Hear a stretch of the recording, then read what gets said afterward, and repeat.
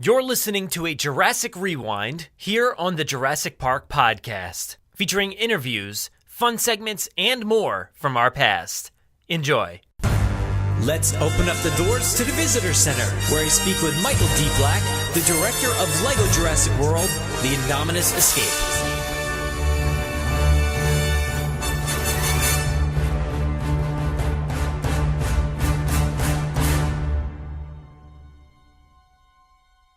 This week in the Visitor Center, I'm joined by Michael D. Black, director of the LEGO Jurassic World short film, The Indominus Escape. How you doing, Michael? Pretty good. Awesome. Now, I'm going to start you off with a question. You know, I've got a ton of questions about this LEGO stuff, but before we get into that, I'm going to ask you one question I ask everybody. So anybody listening probably already knows what's coming. So if you were stuck in a kitchen with a velociraptor, just like in that first Jurassic Park scene, what would you do, and would you make it out alive?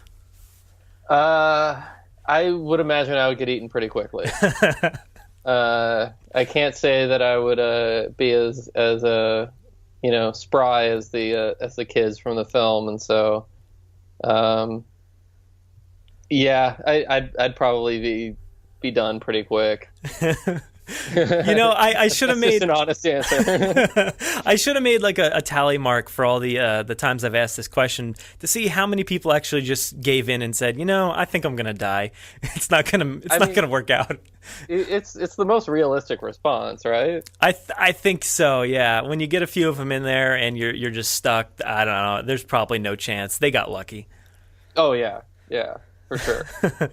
All right, so let's get into it, I guess. What's your history, actually, with the Jurassic Park franchise? From, the viewing history, fandom, or your favorite film, or anything like that? Well, my first exposure was the book. Yeah, true. I was I read at a very early age, and I was a very precocious reader.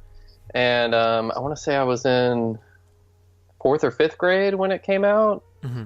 And I just remember thinking that premise was like the coolest thing I'd ever heard. And so, I convinced my mom to let her get me the book, and I just I tore through it. It was awesome. And having read the book, I was super excited for the movie. And I'm not even sure if at that point it was known that the movie was being made, or I mean, it probably was, but who knows? But who knows if I knew it anyway? Yeah. But at least like knowing, oh, this movie's going to come out. There was some pressure to finish it, I think, towards the end, and I remember having read it and seeing my parents were super cool. They took me to the midnight show when I was in 5th or 6th grade, and it was pretty formative, gotta admit.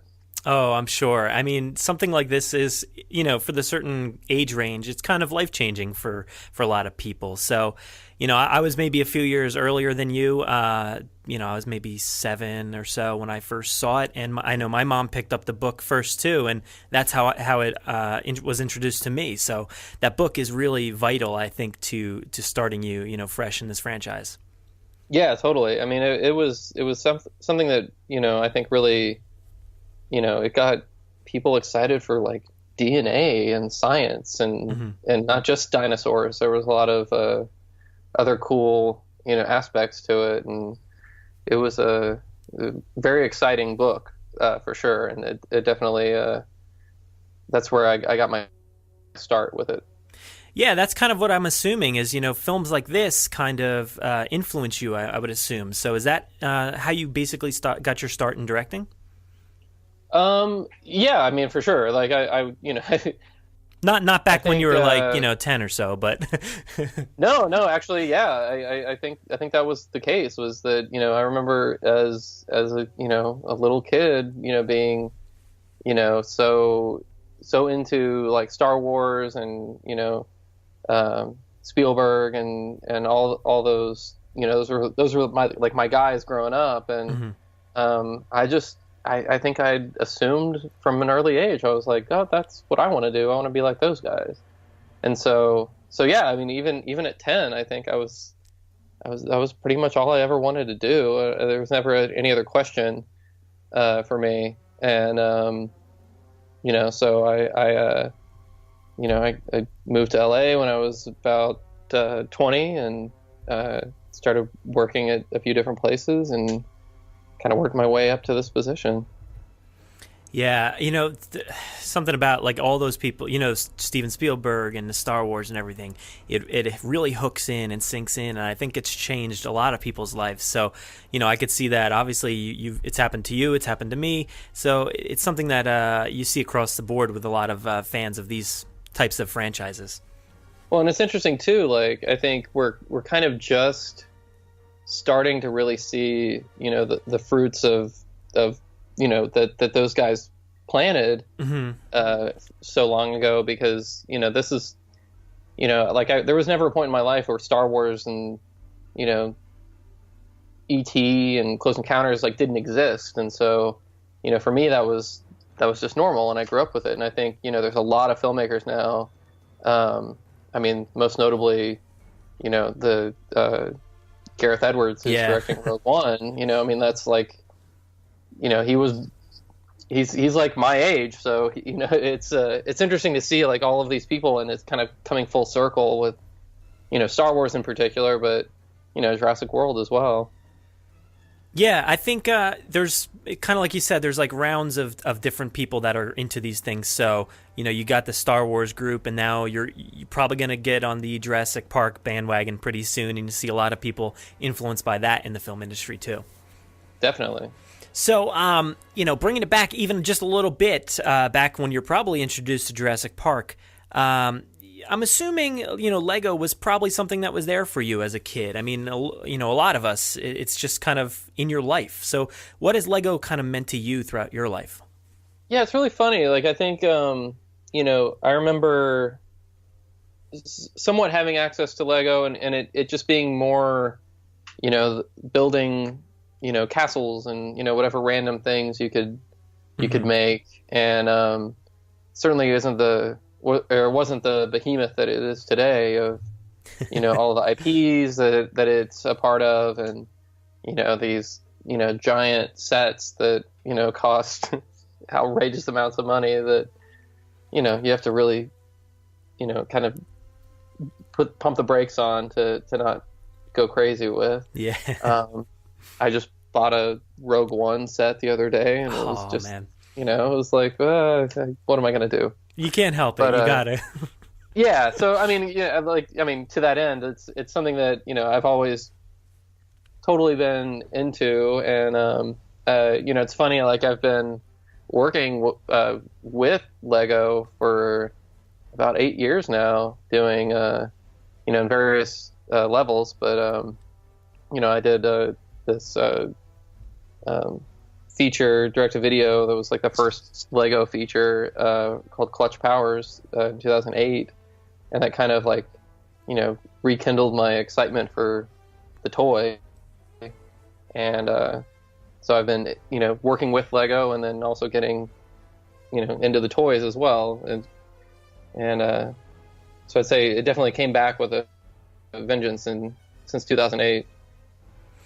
Yeah, and I guess you're hanging around there doing some work with them, and they're just like, hey, we got this little property, called Jurassic World. Would you want anything to do with that? Sort of, yeah. I mean, they, since we have the studio I work for, we have a good relationship with them, and so, we're constantly trying to get more stuff to do with them, and it's always fun to work with them, because they get their jobs are to work with Lego, so yeah, it's always a blast to work with those guys. And the working within I guess the medium, for lack of a better word, is it just lends itself to so much fun and humor, and it's very easy to have a good time making these things. Yeah, you can tell when you're watching this, specifically, at least for this Jurassic World short, you can tell how much fun it must be, and all the quips and the funny little moments throughout the short. It seems like a blast for you guys to make it, at least. Oh yeah, constantly, and it's fun because you're always just throwing out new ideas, and they're always game to, to kind of bounce ideas back and forth and come up with new stuff as we go along. And it's just like whatever is making us laugh, is usually what ends up in there. Yeah, I would assume, if you're, you said you picked up these books initially and you've watched the movies. So does it make it tough kind of going in to something like this? Do you have any kind of trepidation putting your thoughts into the franchise? No, because I think, it comes from a place of love no matter what. So, it's not like there's no we're not being mean and making fun of it. It's all about, celebrating it and just, putting it into this medium that makes it silly and light and fun. And it's nice because it's, especially for this, like Jurassic World is a little bit, like younger kids, it's probably a little bit out of their reach because it's a little over the top. And I mean, for example, when we were recording Bryce Dallas Howard for Jurassic World, she was thrilled that she was going to have something that her kid could see that she got to do. Because she's like, he's a little young for Jurassic World, and he might, freak out at mom running away from dinosaurs. And so, it's nice that it's something that you can like introduce, younger kids to and kind of get them excited for it without having to, wait for them to be old enough to see the, PG-13 movies. Yeah, that does have to be tough to have a family like that and be able to you want to show them the stuff that you work on, but then, Jurassic World is kind of brutal at times. But when you turn it over to Lego and you're like, all right, we got to make this a little bit more fun for everybody. And it appeals to kids and it appeals to adults. So I think that's a really great balance there. Yeah, it's nice. I've been getting good reviews from all ages. So I have no clue. I know what kind of goes into directing a film or videos or anything like that. I have no idea what it takes to direct a Lego film. Could you just explain that process a little bit?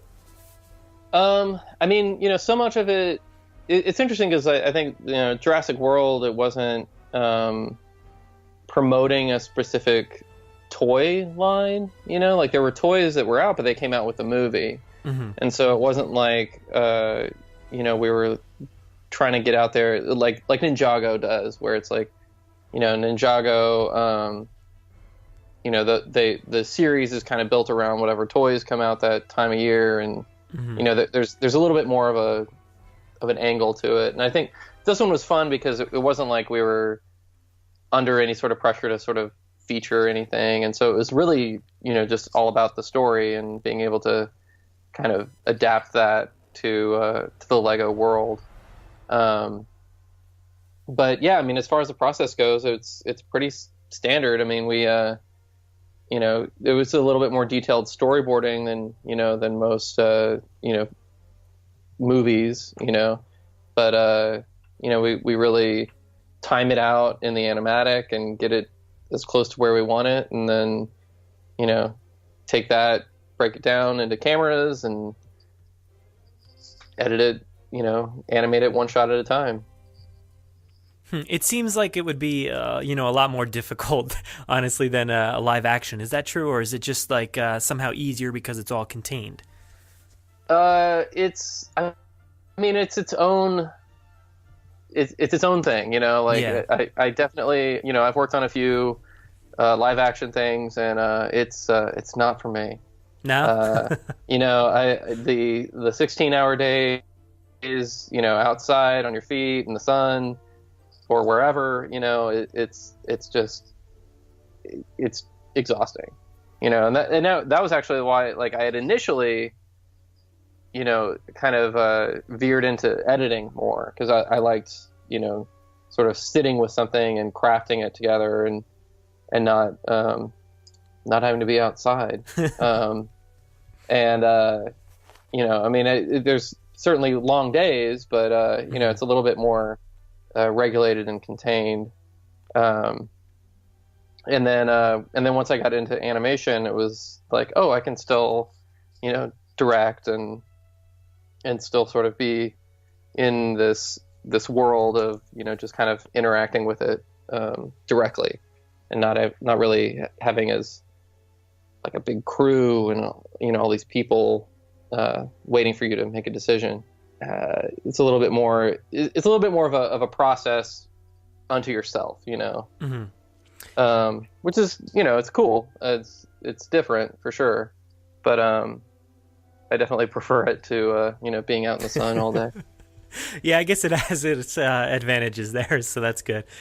This thing, when I first turned this on, a lot of things stood out to me, the comedy, the acting and everything. But one of the things mostly is how beautiful this thing looks. And when you start off, flying through in this helicopter and you see all the different landscapes and how luscious the backgrounds are. But the thing is, it's filled with Lego pieces. So it's a really, really cool balance that I find there. Is there something like an established, library of Lego pieces that you use? How does that process come into play? Oh yeah. That's a big part of it is, I think that's, it's part of the aesthetic for sure. And it's part of, what makes it, a Lego show. Mm-hmm. Is that, you have those pieces and what's interesting is that it limits you in a way, but it also kind of fuels your creativity, because you have to be like, oh, well, how would we turn this set, like from the film into a set that works in Lego. And there's a lot of, you can only make pieces so small, the reducible size is a 1x1 brick, and mm-hmm. You can't go any smaller than that. So your sort of fine details have to be a little bit more creative with how you do it. And that's kind of the fun thing about it too, is going like, well, how do we recreate this shape or this this something of this scale while still using these bricks. And there's this amazing program called LeoCAD, which is basically a Lego CAD program, and it has every brick that has ever existed. Wow. To an almost absurd degree that sometimes it's like it's as hard as like digging through a bucket of bricks to find the right one. Man, I'm sure. You're kind of skimming through this thing, and sometimes you'll go, oh, like maybe this is what it's called, and then you kind of type it in, you're like, oh no, that's not it. And then after you use it for a while, you find out like, oh, you kind of learn the names and the lingo, and you get a better understanding of how the terminology works. But it makes it a lot easier to, like you're basically just building something out of Lego with these like virtually. And so that's how we build everything. And our prop designer and model maker, he and I would just kind of go over these sets, and I'd be like, okay, I think I'll look for some pieces, and then I would send him names of things, and I was like, I think this will work for this thing. And so it's kind of an interesting virtual Lego building session. But yeah, it's cool. I mean, it's what makes it Lego, Mm-hmm. Yeah. So not only it has to have those pieces. Yeah. Not only are you designing or directing a film, but you're also, designing, I guess, your own Lego pieces and your own Lego, little figures and things here and there. So it's really funny to see all that put together in one single environment that does look so realistic at times, but also has these pieces there. It's really, really awesome to hear how this comes together. Yeah, it's an interesting process, and it's something that sort of gets easier over time, and but then you discover new challenges, and mm-hmm. It's like basically starting over from scratch almost every time too. I could see it being pretty fun, to build this stuff, to figure out what goes where and to build the models. But also at the same time, like you said, it is kind of like, digging through a giant container of these Legos, like needle in a haystack, trying to find stuff at times. Yeah, if there's like one thing and you're like, I know that this is what I need, and then it's just like if you had the toys in front of you. I guess so. For the production of this, how much hands-on do you have when it comes to the voice acting in particular? You mentioned Bryce and her being happy about, having something her kid can see. So what is it about the voice acting that you have a hand on? Well, it's one of the things I really love doing, and I like, usually like when I read the script, I kind of get a bunch of different ideas for like alternate lines or different ways to read it, and so I come to the voiceover sessions kind of knowing exactly what I want, but also really knowing what how to get new and cool things from the voice talent, and so I really love directing the voiceover, and Bryce was amazing. She was so good. It was so natural for her, and it was so fun for her because she was like, I always wanted to do this and I never get to do this.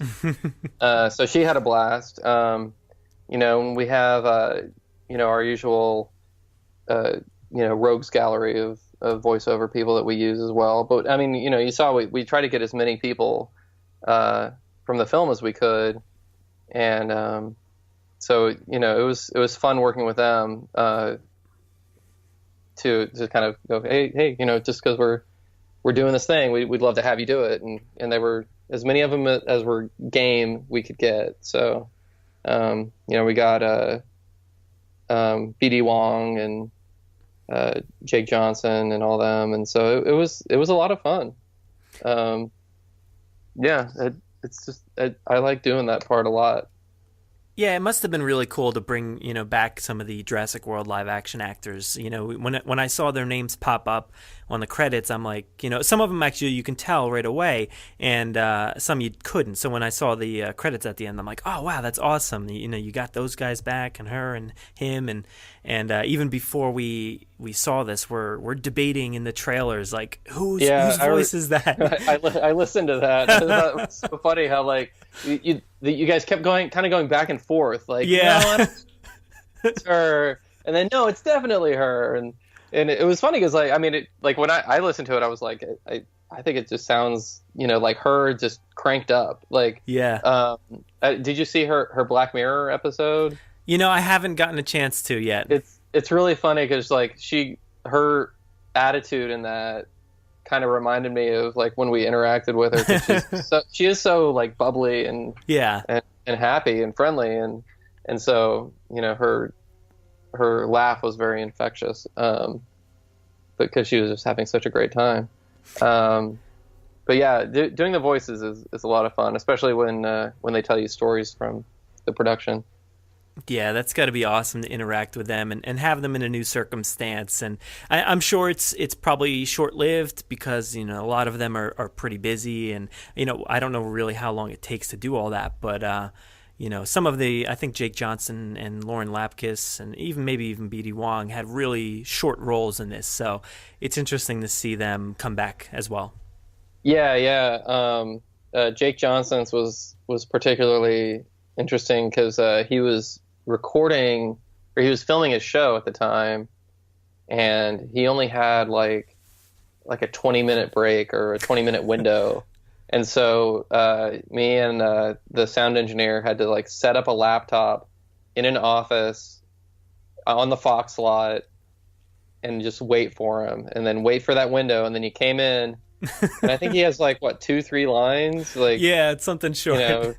It was so quick, and he was like, "All right, are we done?" And I was like, "Yeah, I don't need anything else," And so it was like he was just in, he said it, and he left, and it always reminds me of The Simpsons with Krusty the Clown when he comes in and he like reads his lines off the card and he leaves, and then the camera pans over and the guy's like setting up to record, and he's like, "Oh, Krusty." Like he did it so quick, but it really very much felt like that. Yeah. Oh God, that's great. I'm sure it was a pleasure to work with all those people. I think one of the ones that I was mostly shocked about was it looks like we see Zachary Levi in there, and I assume it's the Zachary Levi from Chuck and Thor. Is that correct? Yeah. he's sort of like a friend of the studio, and when we needed a funny voice for the hot dog guy, he was kind of our first choice. So he was in New York at the time, and so I had to direct him over the phone, which was a little difficult because there's a lot of screaming and, you know, yelling and running around and stuff. And he was doing a show on Broadway, and we heard I think I saw that show. Oh yeah. He right before we recorded, they said he can't do any screaming. And I was like, there's nothing but screaming. Oh no. Thing, you know, like, and so we basically just limited it to as few takes as we could. But he was a total sport, and I don't think his Broadway show suffered for it. But no, you know, it was pretty funny to get that note beforehand and be like, oh no, how are we gonna do this? But he was great. You know, he was one of those guys where there was so little direction to give because he was doing so well. Like each time it would be he would read a line and be like, that's perfect. You know, I don't really need much else. And then and I don't think we ever had to go back to him for ADR or anything because he nailed it. Yeah, but, he's a pro. I mean, he's got Tangled under his belt, so he you know, he's probably used to this situation. Totally, and he was hilarious. Oh, he is awesome. I loved him in everything he's been in so far. Chuck was like one of my favorite shows back when that was on, and like I said, I went to see him on Broadway, so he's got a great singing voice as well. So he seems like an awesome dude. So it's awesome to see him, you know, get involved here in the Jurassic franchise as well. It's not somebody I would have expected to see. Yeah, no, I was really glad that he was able to do it. So I guess for the reoccurring characters from the film, some of the attributes of these characters are a little bit different than they are in the film. So how do you balance that, correctly to get them to seem more Lego in this versus their live action counterparts? Oh, it's all about turning it up to 11. You know, like it just has to be the most, ridiculous form of whatever is trying to be done in the movie. Like, I tried to make Owen as, unflappable and, over the top as possible. I think, what's his name? Hoskins. Oh, yeah. It was, that one was easy. It's just like making him like this crazy, shell-shocked guy. Because, I mean, Vincent D'Onofrio plays that part so big in the movie. It's almost like how do you even top that? Yeah. He's so crazy in the movie, and so it's just a matter of making it as big and ridiculous as possible. And I think we got Fred Tatasciore to do Hoskins, and he was like, I got it. I totally get what you're doing. And so it was very easy once we kind of figured out, like, it's just he's totally, like, he's been in the jungle too long. Yeah. He's just kind of like lost his mind, and he was like, yeah, let's do it. And so he was one of the more fun characters to play with, because you were able to kind of take him to such an extreme, because you were already starting at such an extreme. Yeah, I think that character cracked me up probably the most out of all of them. He must have been just the most fun to produce, from the introduction of him just, scouring through the jungle looking for basically anything to shoot. And he comes upon the hot dog man, pre-hot dog costume and everything. It's so funny. Yeah, no, he's such a... I don't know. It was such a strange... Like, I remember just reading it the first time and being like, this is a weird place to take this guy, but I liked it. No, it's a good call because, like you said, he is so over the top. He's basically, like, almost kind of like mustache-twirling, villainous kind of guy in Jurassic World. So you got to go somewhere from there. Yeah, and that's what makes it, so great, is that, you add that sort of craziness onto a Lego character, and... just it's immediately silly and funny. Yeah. Do you have a favorite scene or moment from this short in particular? The part that I still laugh at is when the little dinosaur with the big T-Rex head. Oh yeah. When it like flops its head into the dish and it's licking up the water and its little tail wags. Yeah. It's perfect. I was so happy. I think that might have been the first pass of animation on it too, and it was just like changed nothing. It's perfect. It was so funny, and I think, you know, part of it is like the sound and how how much it disturbs Owen, and all of those things I think come together perfectly in that one moment. And it's the part that even if I'm showing it to a friend or something, it still makes me laugh. Yeah, I think that's a good one, because just as a whole, that whole scene, you know, from the Dilophosaurus with like the crazy, you know, backwards body and everything, and it's so funny that those you know, messed up hybrids. And also, have you seen the short that's on the DVD? You know, I haven't yet. I'm kind of waiting around for Christmas. Hopefully, I get that on my list here. You should, yeah, definitely check that out, because there's a lot of stuff in that one that I really like, because I feel like that one was very fun, because it was it was a little more it was removed from the film. We weren't as beholden to the storyline, you know, and so it was just sort of like it felt very Looney Tunes to me, and or like Tiny Toons specifically.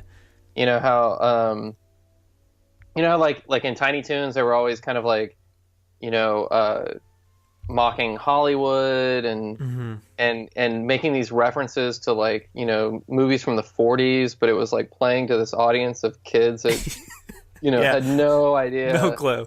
And you know, I feel like that was like how I was first exposed to like Casablanca, was, you know, them making fun of it on you know, Tiny Toons and stuff. So when I was making it, it was like, I was kind of like bringing up like that sensibility a lot more, or even like Animaniacs kind of had that too. There was a lot of like old Hollywood, and so there's a little bit of that in the short that I really enjoy a lot. So I guess since we're talking about some of the more ridiculous moments, we finally figured out what is like the catalyst for the Indominus Rex.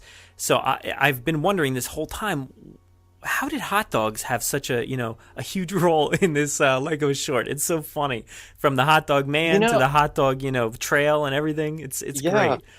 I wish I knew. You know, I think that was in the script when it came to me. And I remember thinking the same thing. It was like, what is going on here? And but it's funny, and so like I didn't really question it that much. You know, I think maybe part of it had to do with the fact that there was that Hot Dog Man Lego minifigure already. Okay. And somebody was just like, I want to do something with that. Just build, yeah.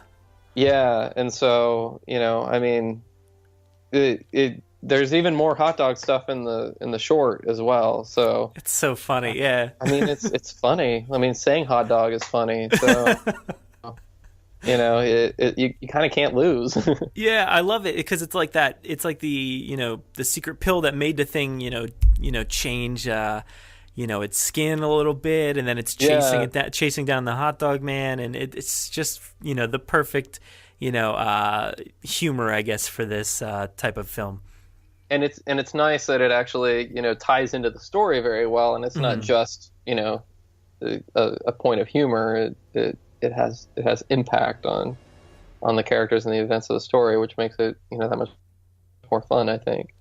Yeah, you know, I don't know how you do it, because the 4 Jurassic films that we have are very serious in tone. There's not a ton of comedy. There is a little bit here and there, but, you know, it's got to be tough, I guess, to build, you know, a comical short based off such, you know, serious messages.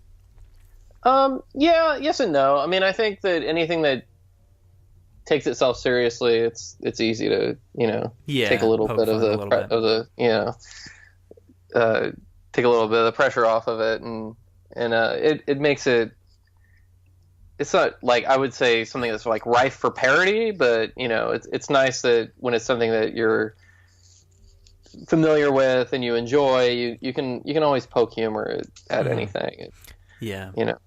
Yeah, you see it a lot even in the games specifically. Like a lot of the games tend to follow the entire storyline, like of all movies, whether it's Jurassic Park or Indiana Jones or Star Wars, and they really do poke fun at all those different attributes that could be serious in a live action film, and really take it to the next level, like you said. Yeah, but what's really fun about the games, and I never played the Jurassic Park one. I watched some of the videos a little bit, but I think they do such a great job of like still honoring the action of the movies so well, and that's one of the fun things about those games is that the action is always like top notch, and they really honor the style of the films and the feeling from the films. And I think I was watching like some of it on YouTube. Some people put just full playthroughs of it, and like the scene where the kids are in the back of the truck and the dinosaurs are chasing them, and from Jurassic World, and how that just got extended into this like massive level. It's really cool how they're able to like take those moments that in the movie are maybe 2 minutes or something, and they expand it into this big thing. And that's what's really fun about those games, I think. Yeah, I guess without going into spoilers too much for people who haven't seen the short, kind of like you're talking about expanding and building off of that, the source material for Jurassic World is obviously, like we've been talking about, so different than the Indominus Escape short. So I guess how do you decide your own direction when it comes to this kind of process or project? Do you... because you definitely do things a lot differently. The outcomes are different. The characters are different at times. So how does that source material, I guess, affect the development of this project? I mean, it does and it doesn't. You try not to be too beholden to it, because then otherwise, what's the point? I think if you take, the seed of what makes it fun, what makes it, entertaining, you can turn that on its head and just make it work for a much shorter story. You really have to pare it down to its most basic elements, but then also it has to work for the humor as well. And so it's I think it's just a matter of paring it down to its most basic element, and then using that structure to have jokes and fun action, and still honor it without being slavishly beholden to the source material. Yeah, you can tell when you describe it that way that you're just taking it at its most basic element, because that's really what happened in Jurassic World. They had, they needed to make a hybrid. The hybrid broke out, and they fixed the situation at the end. Maybe it came about a little bit differently, and less hot dogs were involved in the movie, but it's essentially the same thing. So, well, and my rule of thumb for any of these, and for any that I work on in the future, for sure, is I like to imagine it's like a little kid who's seen the movie, he has the toys, and he's retelling the story, but maybe he gets some details wrong, or maybe he has a figure from another set that he wants to add to the mix, or it kind of takes the pressure off when you kind of go, oh, if that's the limit of what the rules are, then anything goes, as long as you're kind of still within that structure of you're aware of the story. If that makes sense. Oh, perfectly, because that's just the way it is. There's no other way to explain it. When you're young, you're playing with, whether it's a Lego toy or something else, you're playing with multiple sets of different things, and using everything around you to kind of create your own world. Right. So, you have your Owen figure and your, Claire figure, and you have a hot dog man. You got to figure out how they they interact, you know. Exactly. I guess did you have input, I guess, during the writing process then? Yeah, a bit. I think I had done kind of a quick pass and changed a few lines here and there, or added a line. That whole Lowry and Vivian scene, originally, I think only Lowry had the line, "You got it." It was just them in the computer room. Claire comes in and starts talking, and he says, "You got it." And I was like, we have to give these guys some lines. Yeah. Because they were so funny in the movie. And so I wanted to give them like a weird little non sequitur and, like have it kind of play off that unrequited love thing from the film, which was my favorite part of the film. And just kind of honor that rather than just have them be like these kind of cameos that you don't really honor their role in the films at all. And so I came up with that little bit about the spicy versus I forget what it was. One's more spicy and the other one uses more herbal ingredients, and her just kind of going, oh, whatever, And it's perfect. It just needed to be like something that you needed no context for it. It just needed to be like a total non sequitur. And so they let me put that in, which was great. And then I think the other one that I had changed was when Wu was talking about DNA, and he originally said the building blocks of life, and I said it should be building bricks because it's Lego. And so little things like that. I'm able to kind of go, I think this would be more funny if we did this thing. And the executive producer was game, I would say 9 times out of 10. Nice. So I guess when you bring it all the way to the top, Colin Trevorrow, directed Jurassic World, and he's basically re-envisioning this franchise. So did he have any kind of input on this project? I know that he was at least, privy to it, and they were sending him, cuts as we were going. And for the most part, we would just kind of get the thumbs up from Universal, and we would just keep moving forward. And so I'm assuming that, he at least never had a problem with anything. Mm-hmm. There was one note that we got where he had us, change a read on a couple lines. And so we had, some ADR at one point, but that was really it. Everything else, I'm assuming that he just loved it. So that's what you got to do. I'm just gonna leave it at that. Let's not assume it was anything less than total entertainment. Yeah, he's enamored with you right now. He loves it. Yeah. I'm sure he's stalking me on Twitter right now. So this Lego brand, it appeals to people of all ages, and like we've been talking about, it does kind of appeal to everybody. But with the Indominus Escape, who specifically are you looking to, I guess, market this towards? Well, I guess like the first person I'm trying to entertain is myself, because if I'm not liking it, then I'm not going to be able to make it something that I enjoy and am proud of. So I definitely come at it with that approach, and I think if you're doing something that you're proud of and happy with, other people will hopefully find it that way too. That said, you still have to sort of keep in mind that it's for kids. Mm-hmm. I can't put in any horror movie references or anything. But I think it's very easy to sort of if you start going, well, what are these people going to think? What are those people going to think? I think that you second guess yourself and you compromise the quality of what you're trying to do.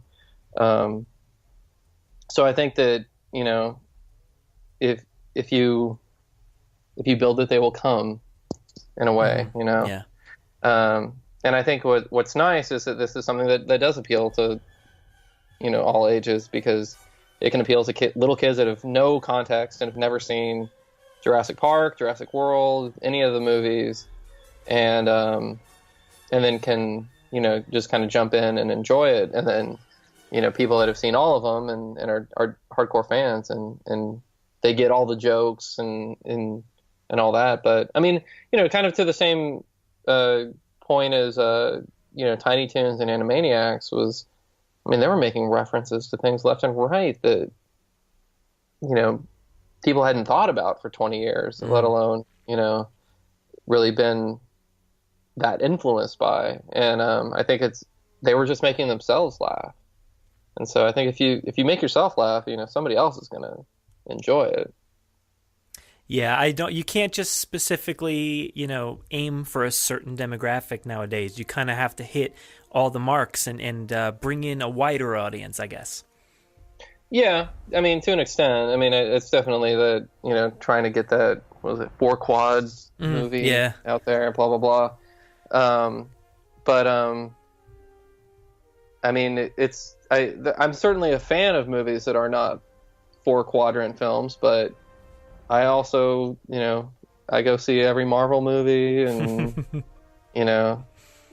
counting the hours till Star Wars. So,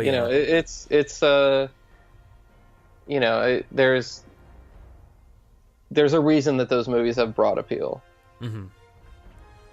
Now, one of the things that stood out specifically to me, I'm a big fan of the music of these films, all 4 of them. Now, we do hear Michael Giacchino's music here, on display. Is it, and it is different actually than it appears in the movie. So I thought that was really interesting, the way you use the music here versus how they use it in the movie. Is it really awesome to just have this score, at your disposal for this Lego short?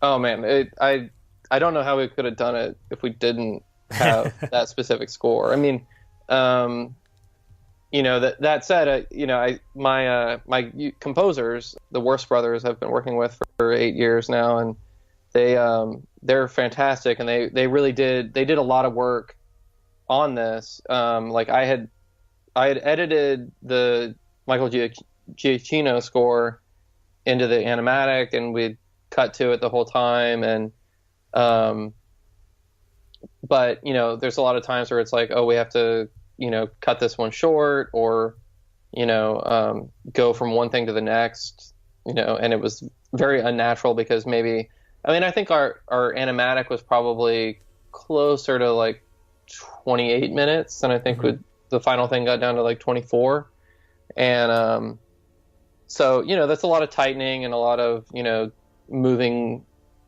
a shot out here and there, and that throws off your music timing. So you'll have something that personally, like my process, I try to not put in music until the last possible second,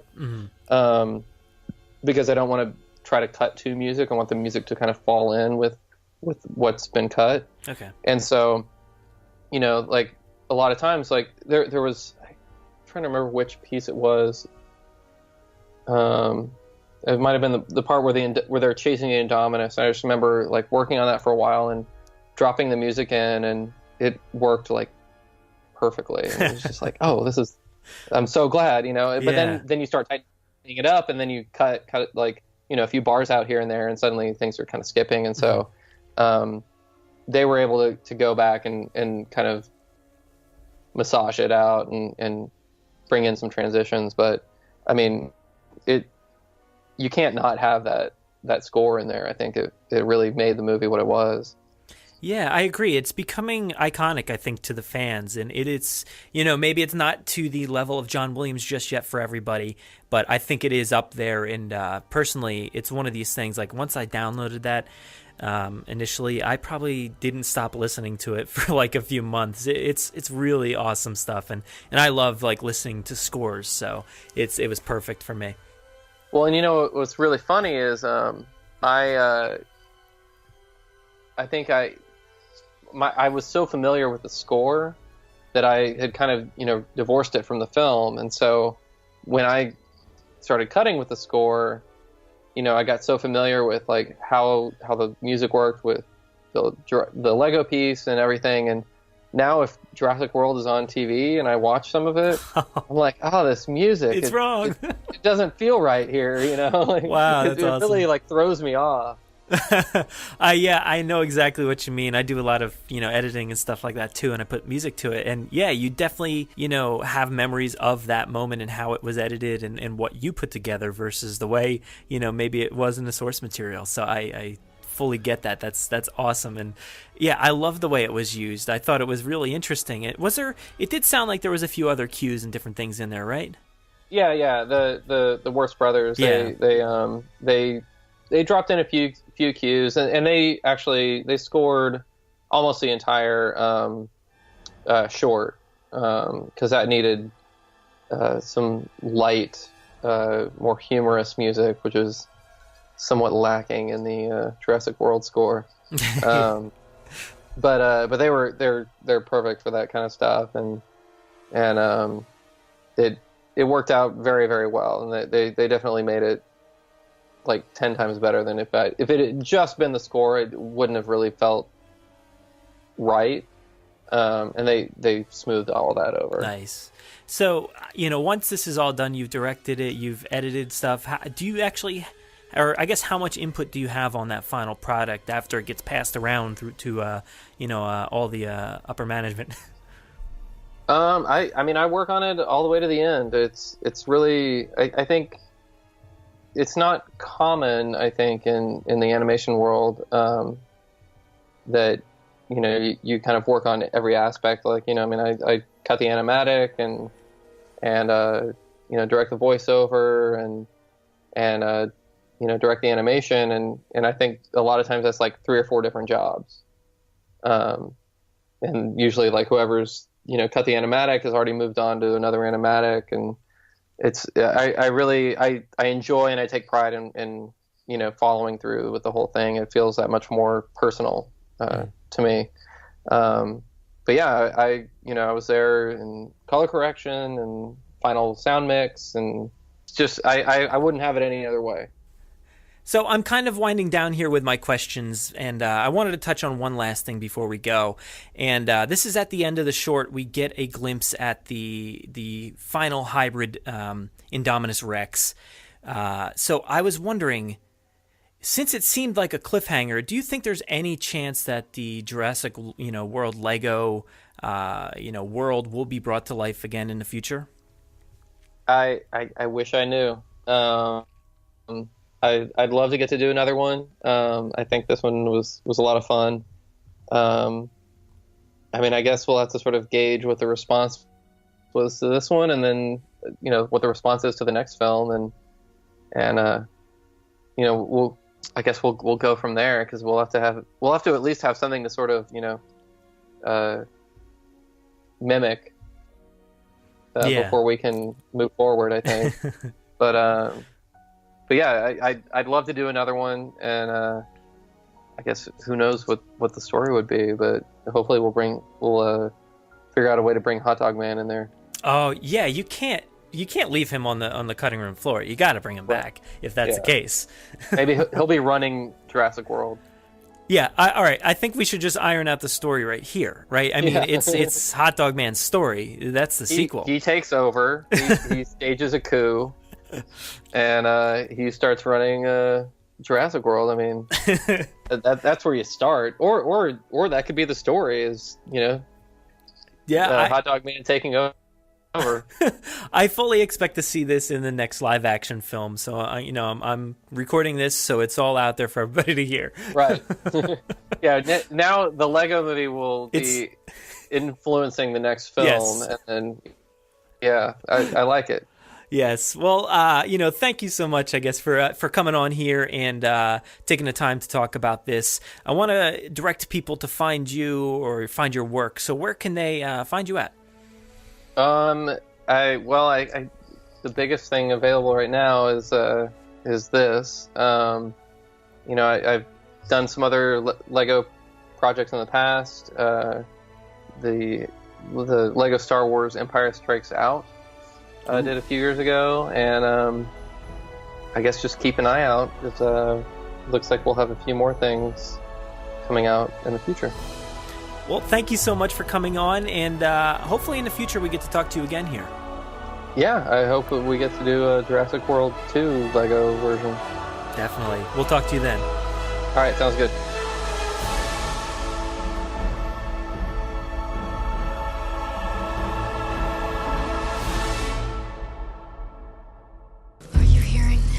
Make sure to visit JurassicParkPodcast.com to find all of our past episodes, brand new news articles, information on how to contact us, and much more.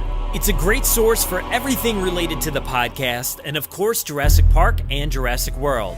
Head to JurassicParkPodcast.com and help us build a great community. Anybody hear that?